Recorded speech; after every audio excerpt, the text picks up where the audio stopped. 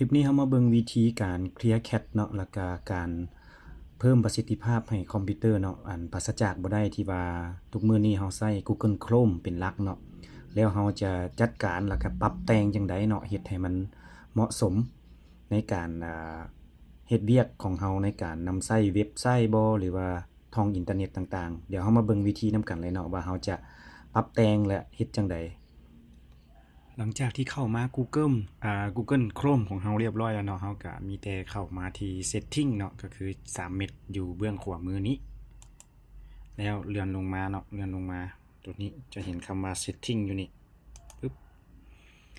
แล้วจะอยู่เบื้องซ้ายมือเนาะเราจะเห็นSetting List อยู่นี่เนาะ Setting List อยู่นี่เราก็คลิกใส่เนาะเพื่อว่าจะ Clear Cache เนาะเขาเอิ้น Clear Cache อยู่ Privacy and Security เนาะอยู่บ่นี่คลิกปึ๊บใส่เขาจะเห็นอยู่privacy and security อยู่บนนี้เนาะมีถังขี้เหงื่อเนาะ delete browsing data อยู่นี่เนาะ delete browsing data คลิกใส่ปึ๊บอยู่บนนี้เป็นบอน clear cache ทั้งหมดเนาะ clear เฮาสิ clear history บ่ที่ว่าเฮาเคยเข้าชมตัวใด cookie เดที่เฮาเซฟไว้ cache image file บ่หรือว่าเป็นดาวน์โหลด history ที่เฮาเคยดาวน์โหลดไว้โอเคเนาะปกติแล้วเฮาจะ delete history นี้เนาะแล้วก็ cookie นี้ตัวนี้ถ้าว่าเฮาได้เซฟไว้เฮาก็บ่จำเป็นเนาะส่วนหลายแล้วจะแม่นคลิกออกเนาะถ้าเฮาบ่อยาก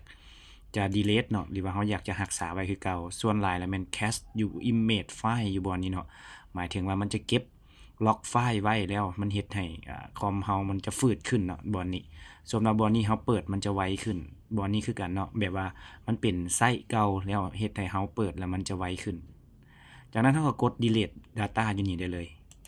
ปึ๊บโอเคเรียบร้อยเนาะตัวนี้หลังจากนั้นมาสืบต่อเลยเนาะว่าGoogle Chrome นี่มันค่อนข้างที่จะกินแรมเนาะเบิ่งนั่นเนาะมันกินแรมพอสมควรเด้ถ้าผู้ใดใช้ที่ Google Chrome นี่เนาะแรมของเฮานี่มันกินเบิ่งนี่เนาะปึ๊บนี่เฮามาเบิ่ง memory นี่เนาะพุ่นน่ะมันกินเกือบตั้งว่าสิเบิดแล้วเนาะแรม4 กิกนี่มันกินไป 3.5 ยังเหลือแต่ 0.5 เท่านั้นเนาะ 0.5 นี่เกือบว่าคอมมันจนสิบ่ไปแล้วเนาะเดี๋ยวเฮามาเบิ่งวิธีปลดค่าแรมออกจาก Google Chrome เติมเข้าที่หน้า Setting คือเก่านี่เนาะ Setting ตัวนี้ครับแต่ว่ามาเข้าอยู่ Performance เนาะตัวนี้ Performance ตัวนี้จากนั้นเนาะแล้วเลื่อนได้เนาะอยู่บ่นี้เฮาจะเห็นว่า Memory เนาะ Memory ปกติมันจะออฟไว้เนาะปกติมันจะออฟเฮาต้องมาเปิดเนาะเปิดปึ๊บแล้วมาเลือกคำสั่งอยู่ว่า Balance เนาะตัวนี้ถ้าว่าผู้ใดคอมสเปคสูงเนาะใส่ Moderate ตัวนี้เนาะมันก็จะแทดเหมาะเนาะตัวนี้ Maximum แม่นใส่ประสิทธิภาพสูงสุดเนาะสำหรับ Balance นี่ล่ะแม่นระดับปรับให้มันแบบออโตเมติกเนาะให้มันเป็นไปตามการนำใช้เนาะตัว Balance เนาะจะแรมเฮามันน้อยเนาะเฮาก็ควรใส่ Balance ตัวนี้คลิกปึ๊บก็ถือว่าสำเร็จเนาะเฮาสามารถคลิกใส่ก็ถือว่าสำเร็จเรียบร้อยแล้วเนาะปึ๊บแล้วก็ปลดออกเนาะปลดออกปึ๊บปกติ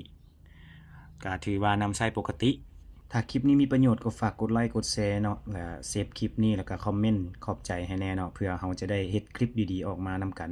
ปราศจากบ่ได้ที่ว่าทุกมื้อนี้เนาะเฮาได้ใช้ Google Chrome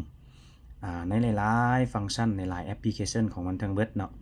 ฉะนั้นเฮาควรจะปรับให้มันเข้ากับสถานการณ์แล้วก็เฮ็ดให้มันใช้ได้ดีเกี่ยวกับการนำใช้ของเฮาแต่ละมื้อเนาะสำหรับคลิปนี้ขอขอบใจ